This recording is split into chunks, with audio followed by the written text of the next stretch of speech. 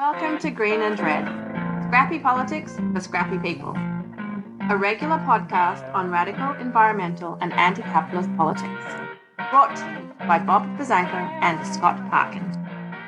Welcome to the silky smooth sounds of the Green and Red podcast. I'm your co-host, Scott Parkin, in Berkeley, California today. Bob is off on assignment, but I'm pretty excited about today's episode.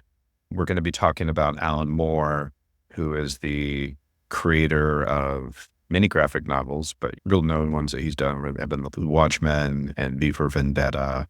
And joining me is Kristian Williams. Kristian, welcome to the Green and Red podcast.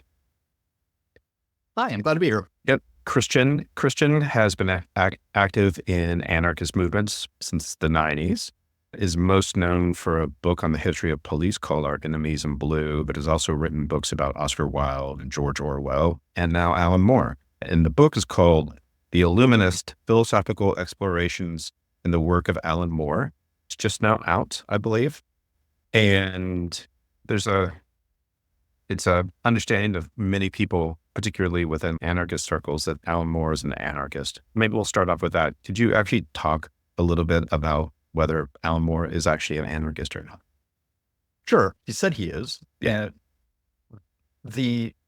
Although anyone who says there'll be someone who tells them they're doing anarchy wrong. So it's an open question in some respect. I think the best evidence for it is the consistent themes of his work having to do with human freedom, the individuals against sort of repressive systems, both political systems, but also ideologies. He's serious in thinking about what it takes for people to develop a kind of freedom, both as an individual practice and also as a collective endeavor. And that those kinds of questions have shown up in his work since the 70s and with, I think, increasing seriousness over the intervening decades. Yeah, good enough for me. Yeah. Plus he said it. And just like his sort of background, do you know much about his background? What sort of led him to being a comic book creator? What led him to have this particular outlook on things that he applies to his work? Sure. He comes from a working class family in Northampton in England. He's lived there his entire life. And in high school, or what Americans would call high school, he was thrown out for selling hallucinogens, which was a promising start for any artist. He credits his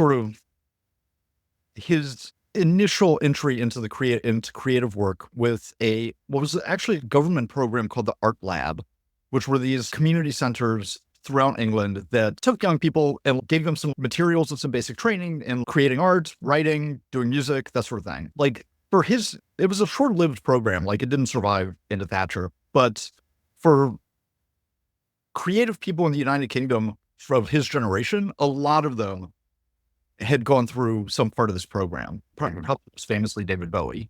And he says that put him on this trajectory of thinking that he didn't necessarily have to get a miserable wage labor type job and could instead get a miserable creative type job.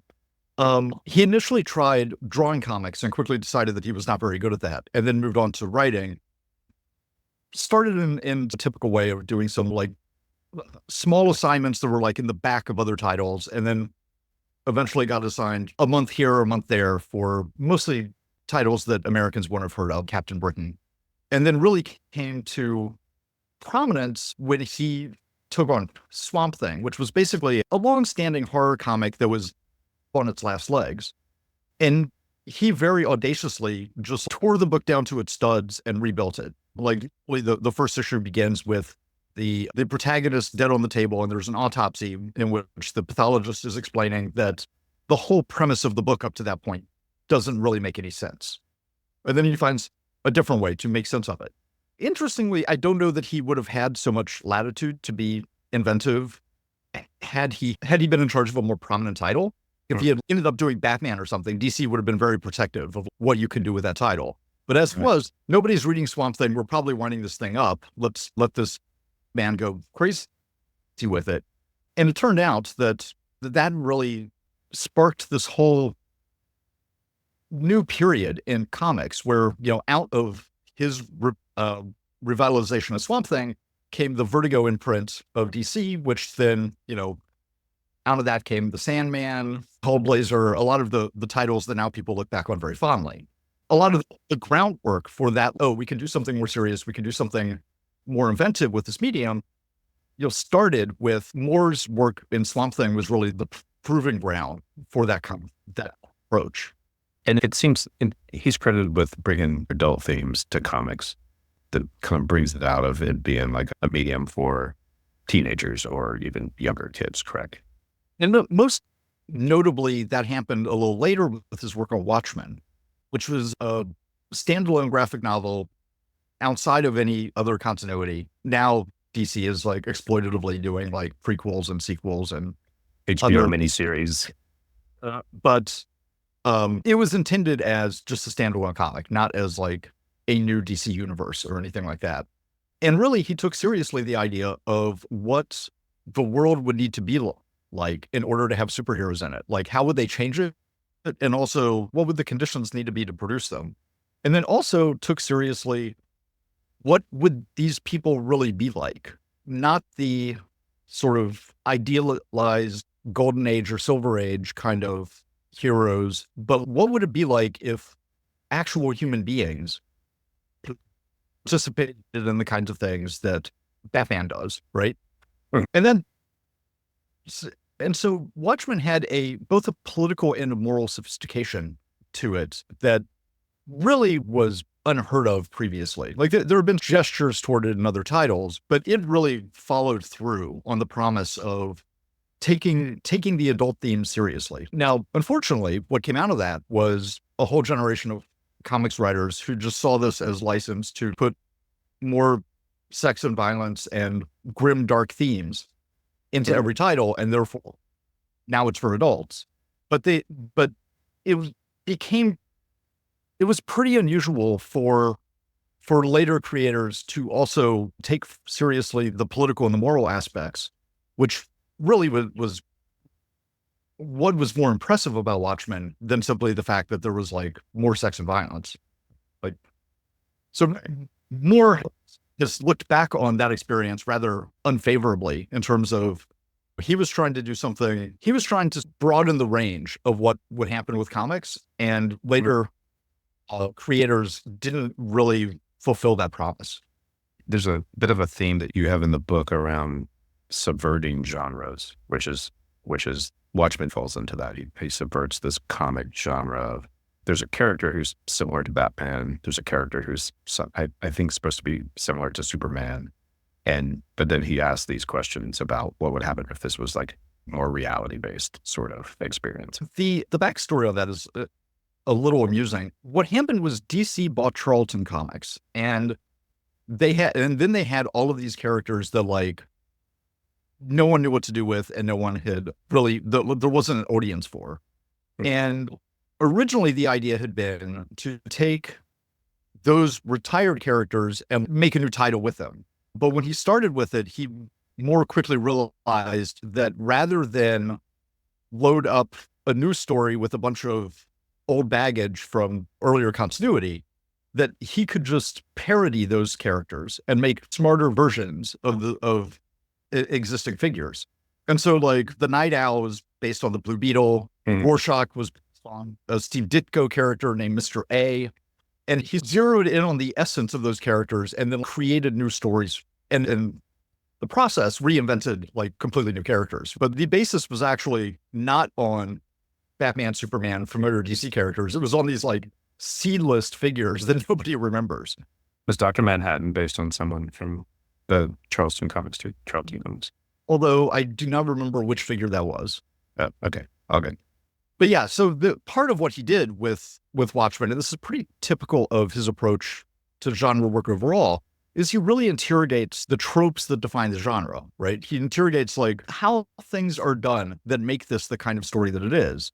And sometimes he pushes those to absurd lengths, and sometimes he shows that they would have implications in the real world which are left off of the page in the traditional storytelling. And so there's a real anxiety about the politics of superheroes as a type, especially in an American context with an actual history of like mass vigilantism and right-wing terrorism. And the implicit politics of that generally get left out in the way these stories are usually told, but more raises us to the surface. And as he does, he draws into question the legitimacy of superheroes as idealized figures. In the book, there's like other sort of these sort of questions that actually are running themes through a number of his works. And I think I think is applied to what you're talking about, which is like what separates good from evil, or should humanity be saved, or how do we find the meaning in life? I'm just wondering, and what separates good from evil? That's definitely like a theme that you see in the Watchmen. I actually believe that there's a Batman comic that he wrote in the late 80s called The Killing Joke, where Batman is this sort of mirrored with the Joker. But I'm wondering if you could actually, just to start with that question, how does that theme run through the Watchmen? And we'll probably get into a couple of the other works here in a minute. In Watchmen, the place that it's most directly posed is that the big bad at the end, the villain, turns out to be one of the heroes, right? And there's a question, and his idea is that he's going to kill a few million people in order to save the rest of humanity. And so this immediately poses this sort of, in philosophical terms, this question of utilitarianism versus deontology, where is that the right thing to do because it will have possibly the best available result, or is that the wrong thing to do because it's just inherently wrong? And then the other heroes, having discovered this plot, need to figure out how to, respond to it. And and it's already been enacted. So do they then become complicit in it in order to not to preserve the gains of it, or do they refuse to become complicit in it in order to, in the interest of justice?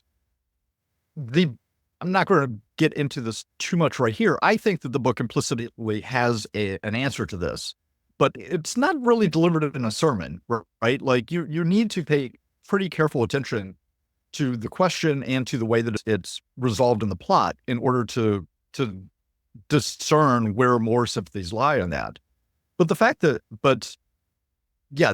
moral question is not just incidental to the book. It's like kind of what the book is about, right? It's inherent to the plot. Yeah, and it's interesting. There's the character I find most interesting in the book. I most enjoyed the bits about where in Watchmen, not in your book, but you talk about him a lot in your book, is Rorschach. And he in a way, he's embodies this sort of like right-wing vigilantism in many ways, right? He like wants to kill people who have like committed crimes because they're getting off from a corrupt system or what have you. But then he's the one who in the end, like also is like uncompromising once the hero turned villain reveals what he's done, which leads to his, not that, hopefully the comic's been out for almost 40 years, so hopefully people know what I'm talking about, but he leads to his own demise. Yeah, and Rorschach, I think he's the most interesting character in the book, partly because I think he's the one that actually changes the most over the course of the plot. But he starts a version of like being just absolutely alienated from everyone. And over the course of this adventure that he has, he persistently becomes increasingly human, increasingly connected to humanity. He learns again, like how to have friends, and he starts caring about people in a way that at the beginning, it's really not clear that he does. The other thing about Rorschach, I've never really said it out loud because it's Rorschach. The other interesting thing about his character is he goes through this transformation where he's actually the human who he starts off. And then as he becomes a masked crusader, and then eventually he actually becomes the superhero, right? He no longer is, I think his character's name is Walter Kovacs. He's no longer Walter Kovacs. He's only Rorschach. And then he sees his mask as his face, which is an interesting transformation. And then you're saying towards the end, he actually regains his humanity a bit. Yeah. And the contrast between him and Ozymandias, who's ultimately revealed to be the villain, is Ozymandias thinks that he's acting from these very humanitarian principles. But as a result of his good intentions and the actions that he takes as a result, he becomes increasingly remote from humanity as as the story progresses. So he starts killing all of his friends because they're in the position to stop him, right? And so at the end, he's almost entirely isolated. Whereas in the end, Rorschach has, in a way, returned to the human family. Right. The other thing I want to talk about, we do a lot of history on this podcast too. There's a vehicle that drives Rorschach's transformation to become a hero, which is the murder of Kitty Genovese, which was actually a real life thing that happened. So I just want to bring that up. Can you talk about that in the book a bit? And so could you actually talk to the audience about who Kitty Genovese was and then how it affects the story? Sure. Kitty Genovese was a young woman who lived in the Kew Gardens neighborhood of Queens. And in the early 60s, she became this sort of cultural figure because she was raped and murdered, and the New York Times reported on it. And the Times told this story where the whole attack occurred in public view and her neighbors saw it happening and nobody would take any action. And then this became this fable that took on a life of its own and led to a lot to the creation of the 911 emergency response system, led to Good Samaritan laws, led to the creation of the Guardian Angels. Right. Paul Wolfowitz cited it when justifying the war in Iraq. It really just became this iconic moment that stood in for all of the anxieties about urban life and the decay of sociability in the 60s. The problem is that the story the New York Times told was wrong. That the attack in the middle of the night, basically everybody in the neighborhood was asleep. People who were woken by her screams, basically only heard indistinct shouting and didn't know what was happening. Those who were roused did try to intervene. One person shouted out the window to leave that girl alone, which at that point the attacker retreated and he thought it was over. At least two people called the police. One of her neighbors ran out into the street and found her where she had been stabbed. And in fact, what the story was almost the opposite of the story that the New York Times told. Now, I think there's an interesting question in the story that Rorschach tells in the Watchmen is that his mask was made out of her dress, and that he had worked in this dress shop and she had come and ordered it. So Rorschach cites the Kitty Genovese story as the inspiration for becoming a masked avenger. The story, as he tells it to a psychiatrist, is that he was working in a dress shop and she had come in and ordered this dress with moving shapes on it. And then when she got the dress, she didn't like it. So she never took it and nobody wanted it. So he took it home and cut it up without an explanation and then forgot about it until he saw in the newspaper that she had been murdered. And that is the thing that sort of flipped a switch in his brain and moved him to become a masked avenger.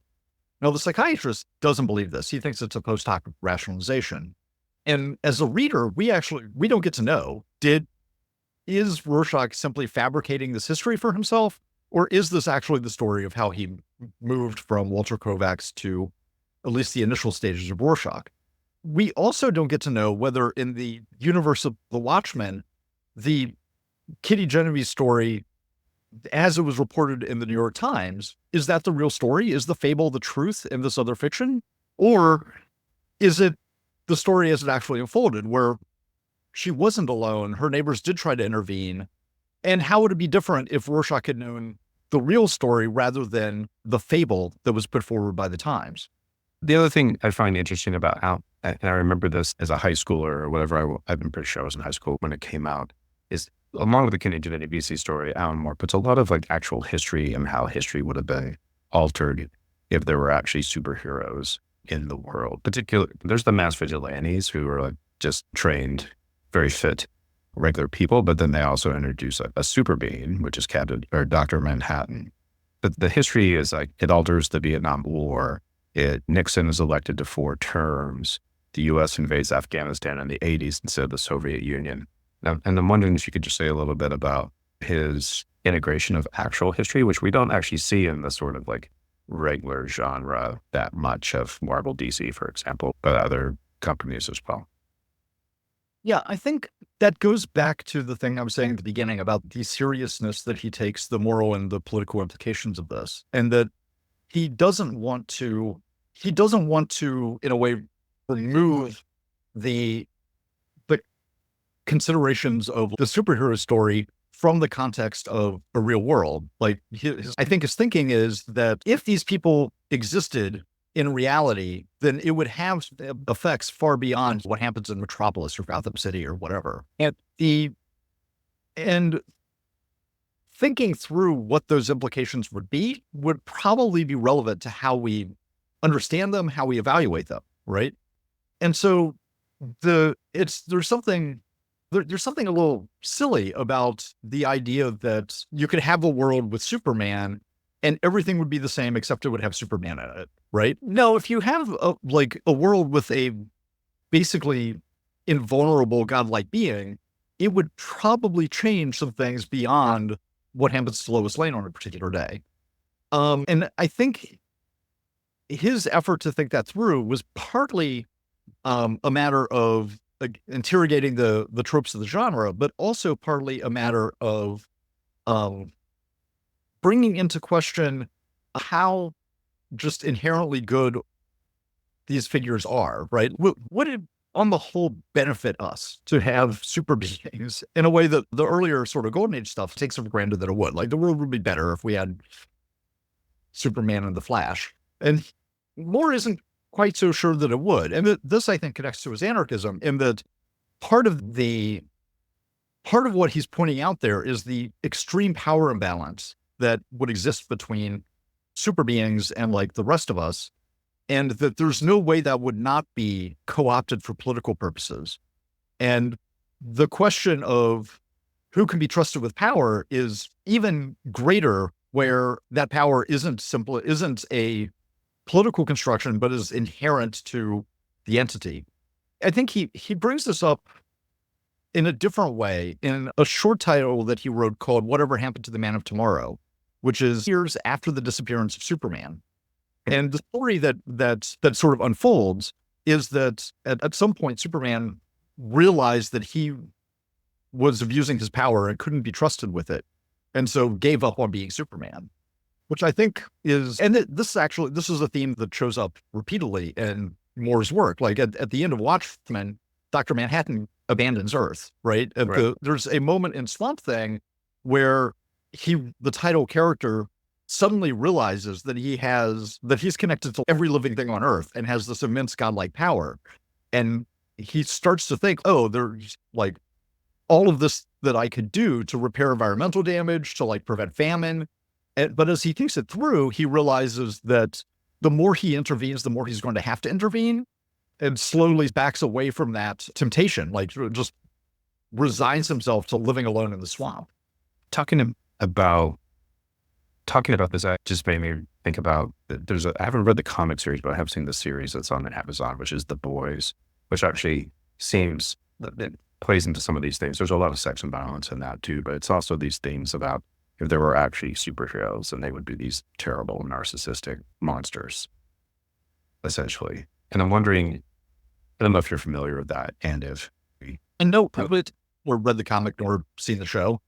Though it keeps being recommended to me. I just haven't gotten to it.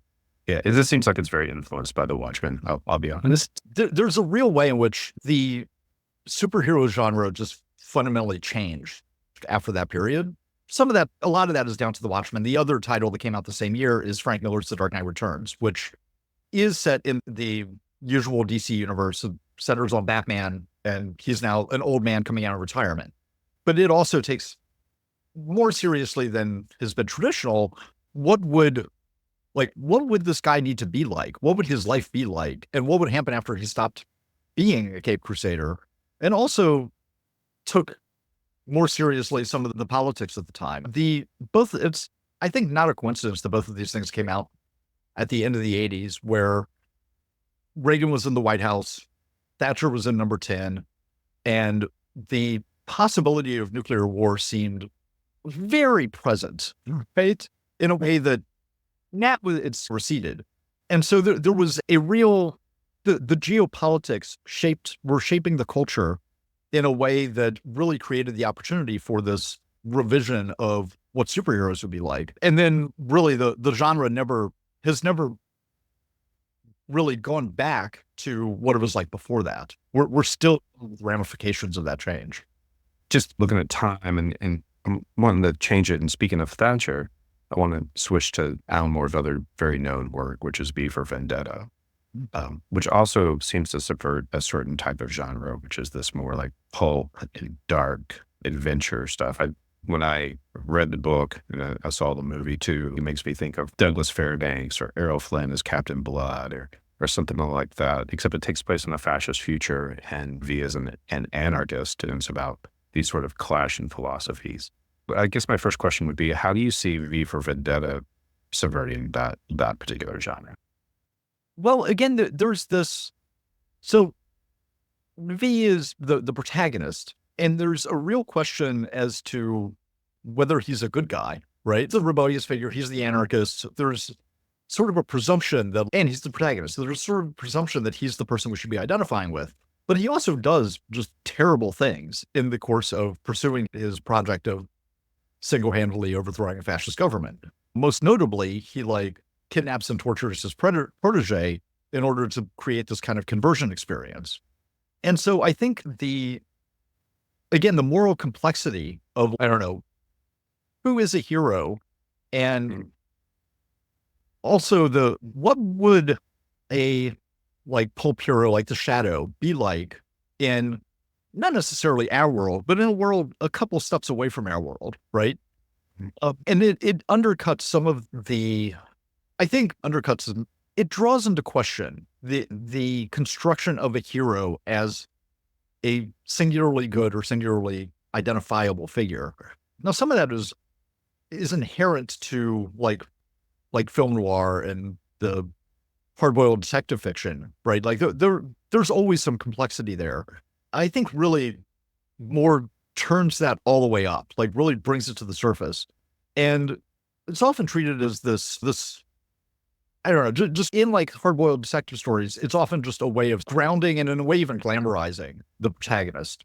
Moore uses it to the opposite effect, right? It shows V to be more than a little unhinged and also not wholly admirable. Even if you agree with his ultimate ends, it really draws into question the means that are used to pursue it and also the type of person that it would take to engage in that kind of project. And given everything else, maybe the most or relatable character in V for Vendetta is actually the police detective who is hunting V. Right, totally. Finch, right? Finch. I guess, and then my other question related to V, or I have many other questions related to V. Like Moore was writing this during the rise of Thatcher, right? I think Thatcher came into power in 79. We saw austerity, union busting, riots, a lot of street fights between fascists and anti-fascists.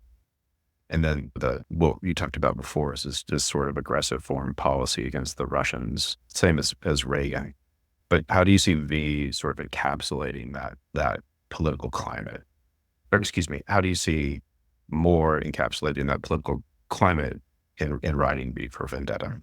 I think he took, this is pretty typical of science fiction and especially dystopian fiction, but he took elements that were already present in the society and then extrapolated. There was the beginning of a surveillance state, and he imagined what it would be like if there was a total surveillance state, right? There was the National Front was like marching in the streets, and he wondered what would it be like if these people actually came to power. And so he took those elements and made them still so that the world he created is still identifiable in a way with the present that he was writing from, right? You could see how you would get there from where he was. Although it's not precisely the same world, right? I think that covers it.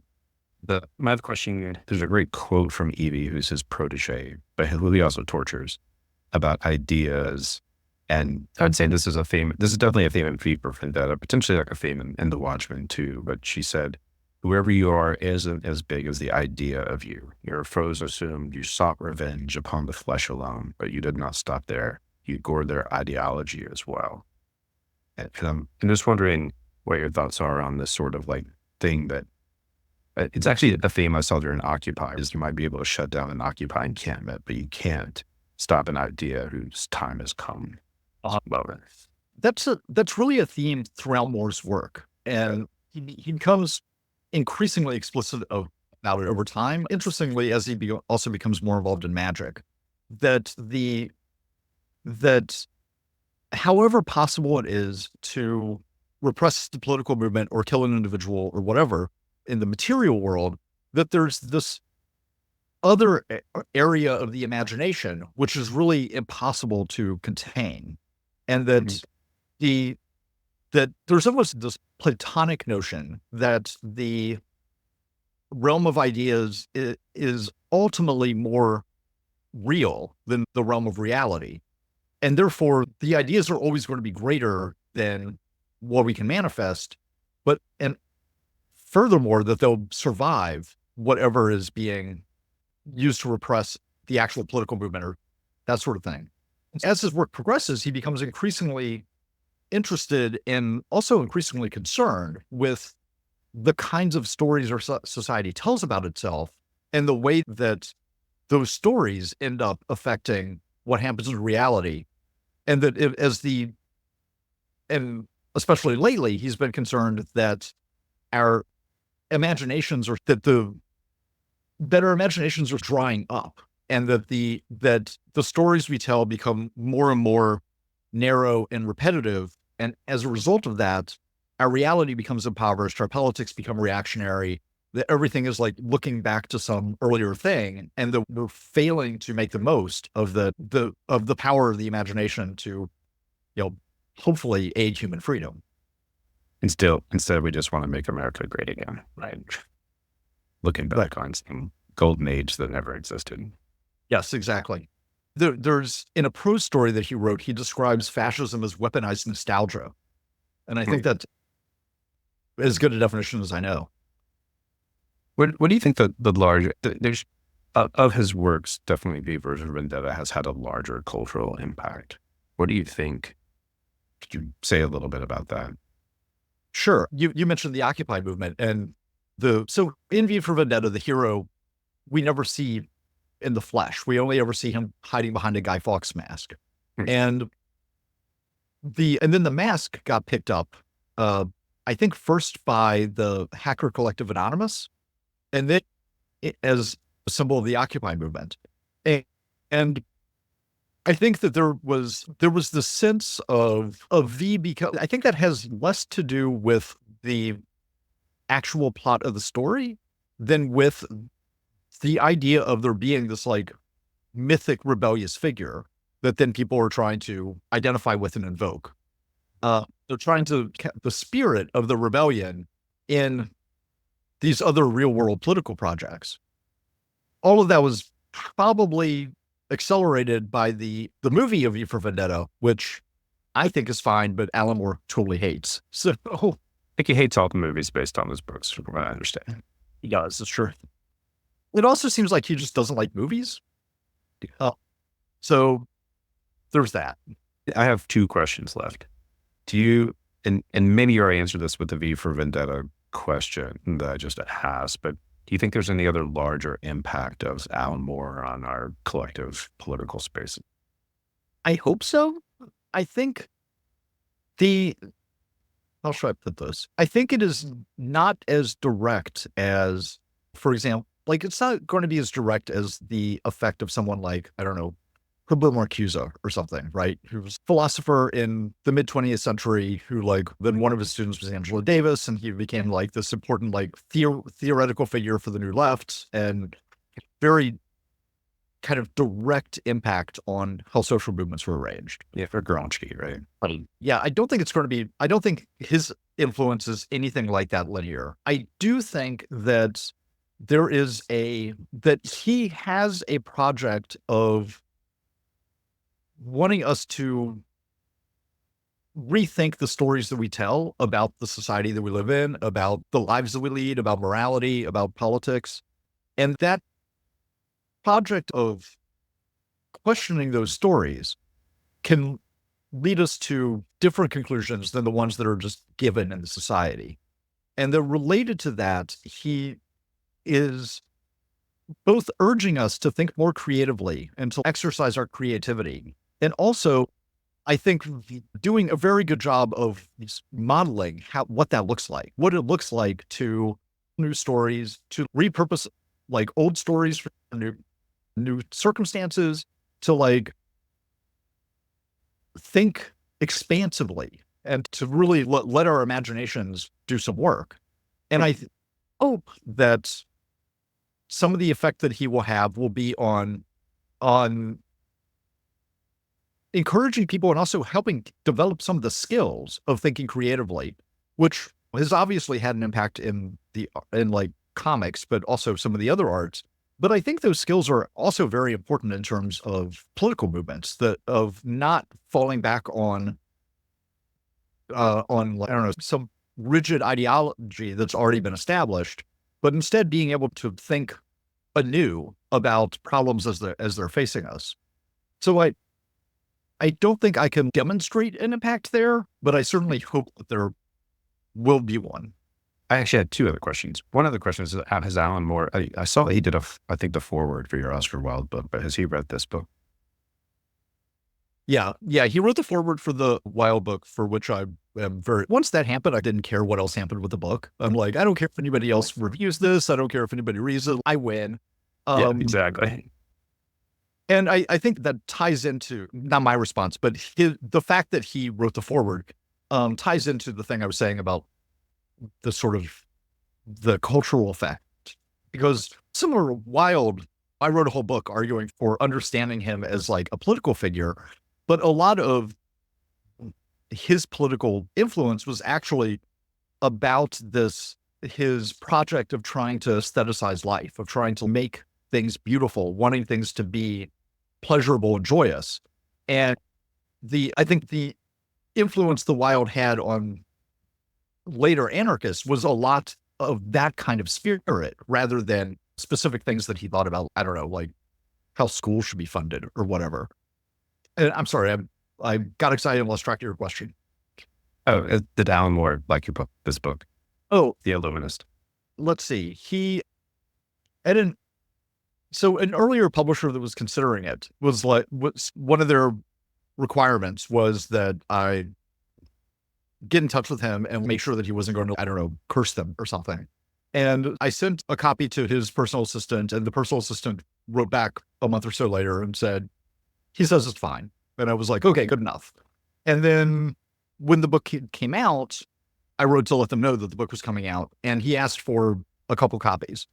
I'm hoping that he asked for a couple copies because like he wants one to read and wants one as a gift, but maybe he asked for a couple copies because he's going to use them in some ritual to curse me. Hard to say. Hopefully it's the former, not the latter. I assume that if he had any objections to it, he would have said when he saw the original manuscript. We're not directly in touch, so I don't sell it. My last question is, you've written books on the anarchist politics of George Orwell and Oscar Wilde and now Alan Moore. Do you have anything, any future projects coming up? Right now, I am working on a history of policing in Portland, Oregon, where I live. I'm hoping that I will be done with this in a few months and it will be out next year sometime. After that, I'm thinking of looking back to the Romantics, Godwin, Wollstonecraft, William Blake, Percy Shelley, Mary Shelley, Lord Byron, what they're thinking, their cultural impact, them as that set as a precursor to what would later become the anarchist movement. It's an amorphous idea at present, but I'm curious as to where that will lead me. Excellent. I'm going to wrap it there. Folks have been talking with Kristian Williams, who's the author of a new book called The Illuminist, which is the philosophical explorations in the work of Alan Moore. It's published by Emergency Hearts, right? Yes. Which is our friend Scott Crow's record label and book publishing empire. Yeah, empire. He's an emperor. It's about Scott Crow. And then the other thing I forgot to say at the beginning is that we actually have a series on art and culture. We've actually put out a bunch of episodes. We're going to put this in with our arts and culture series. So folks should definitely check out the ones we've already done and then also this episode. But if you're here at this point, you've already checked it out. Otherwise, please check us out on Facebook, Instagram, and Twitter. If you're watching this on YouTube, hit the subscribe button. If you're listening to this on one of the many audio platforms we're on, give us a rate and review. And if you really like us, go to greenredpodcast.org, hit the support button, or become a patron at patreon.com/greenredpodcast. Kristian, it's been great talking with you today. This was a great conversation. And hopefully we can have you on again soon to talk about some of your other work, maybe your history on Portland policing and training. I would love that. Okay. All right. Everyone else, make trouble and misbehave, and we'll talk to you again soon.